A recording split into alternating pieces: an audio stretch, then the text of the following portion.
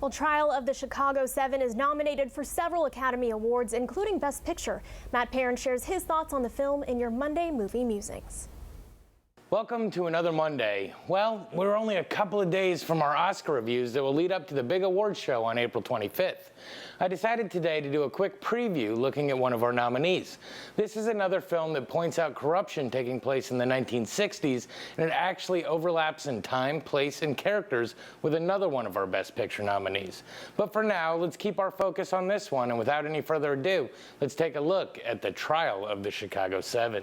At the Democratic Convention in Chicago in 1968, several groups descended on the city to protest the Vietnam War. These included the Moderate Students for a Democratic Society, fronted by Tom Hayden, and the Yippies, led by Abbie Hoffman and Jerry Rubin. Violent clashes with the police ensued, but we'll get to that in a minute. The next year, 7 of these men are arraigned by Nixon's new Attorney General, who brings in Richard Schultz to prosecute. Schultz is wary but forced to do it. Among the defendants is also chairman of the Black Panther Party, Bobby Seale, who wasn't even involved in the riots. As the trial begins, we see immediately that it is a tragedy of the judicial system. Judge Hoffman is unfair and already has his mind made up to make things as tough for the defense as possible, which leads to plenty of courtroom tomfoolery and contempts being doled out left and right. We see that Bobby Seale doesn't even have representation, and upon complaining about this, he is even bound and gagged. The rest of the defendants are victims of the system as well. From bug devices to jury tampering to star witnesses not being allowed to testify, nothing is on the up and up in this courtroom. As the movie progresses, we see flashbacks to that summer in Chicago. We see the initial standoff with police leading to brutality to pure outright chaos on several occasions, and we see it all play out on screen. Seeing the carnage adds even more to the unfairness of the trial, and it's amazing to realize that this isn't some fantastical TV courtroom drama.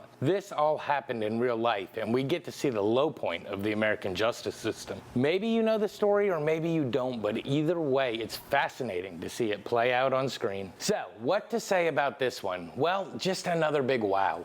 Another film that shows us the corruption that existed just several short decades ago. It really makes you wonder what the movies 50 years from now are going to show us about the time we're living in. It's a fascinating story, but Sorkin's method of telling it just really sucks you in. Showing parts of the trial, then parts of the riots, and just back and forth really keeps you invested. You see people on the same team at each other's throats. Then you see why, and then your opinions about these men adapt and change along with the story. But you really can't say enough about the cast. There are so many notables in this, it's hard to single any one of them out.